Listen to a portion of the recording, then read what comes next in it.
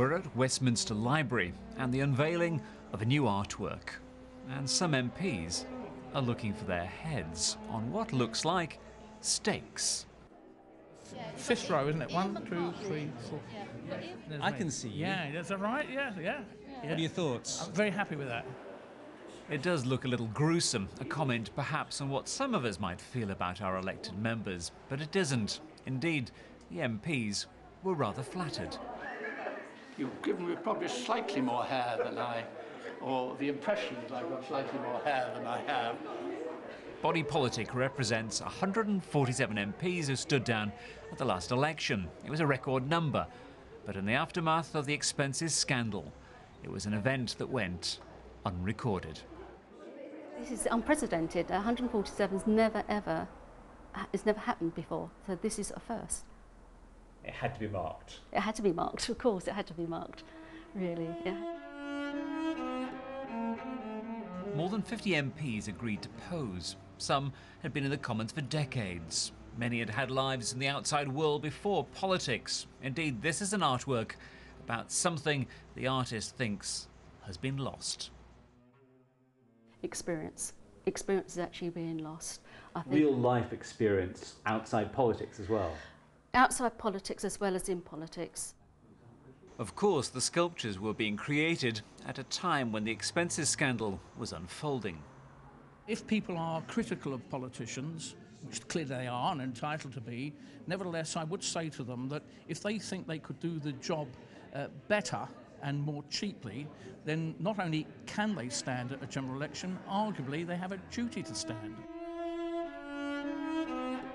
And whatever you think, they have all had an impact on our lives.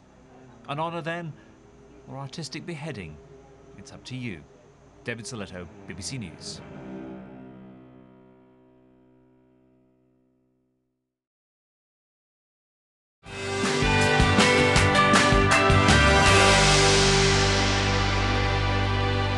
Now, take a look at these.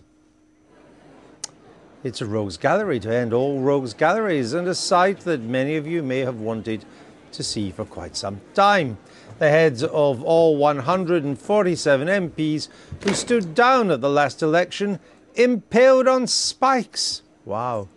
Just sculptures, of course, but I'm sure you get the idea. They're part of an exhibition running at the Westminster Reference Library called The Body Politic by the artist Shelley Wilson. Shelley Wilson joins us now. So why did you do this?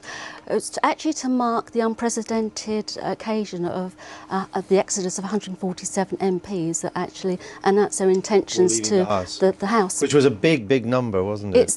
It's unprecedented. The last time it was 123, just after the Second World War. So at the time, no one then or since have actually thought of actually marking this occasion. But why did you put their heads on spikes? I haven't actually quite put them on spikes. It looks like that to me. It looks as if it could be on spikes, but it's one aspect that people might want to actually view. But it's actually to do with the height of the actual MPs that actually accepted my invitation.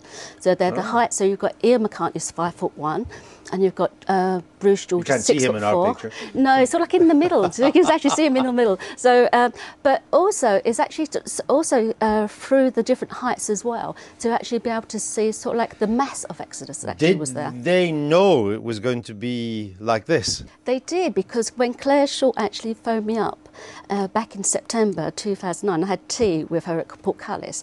She said, "Are you going to put us on pikes then?" So I said, "No, not at all." I said, "I can see why you're thinking about that," and with the Tudors. What do you think of it? Well, I think they're brilliant, 'cause I like this kind of art. But we were joking with the makeup lady earlier. If you put them on public display, how long would they last? You could open a book on which one would get damaged first. And, you know, because there's this massive disconnect at the moment, isn't there, between established politicians and the general populace. And so I think it's right of its time. I think it's absolutely excellent. They're not just busts, are they?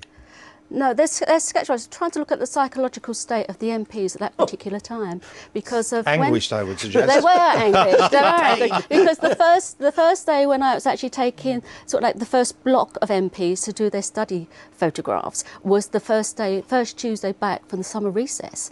Oh. So then I was actually going from one MP's office, because you have to be chaperoned, as you know, and only he was only known that another expenses scandal was going to be revealed about him. I went into the next, and the MP was having to sort of like get his receipts from his building society. So I was actually, you know, it was all he had happening. to do his expenses, didn't he? But it's not to do no with expenses. No complaints. No complaints at all. There's actually been lots and lots of support. I'm not surprised. Yes. Shelley Wilson, thanks for being on Thank the Daily you. Politics. That's it for today. Thanks to all of our guests.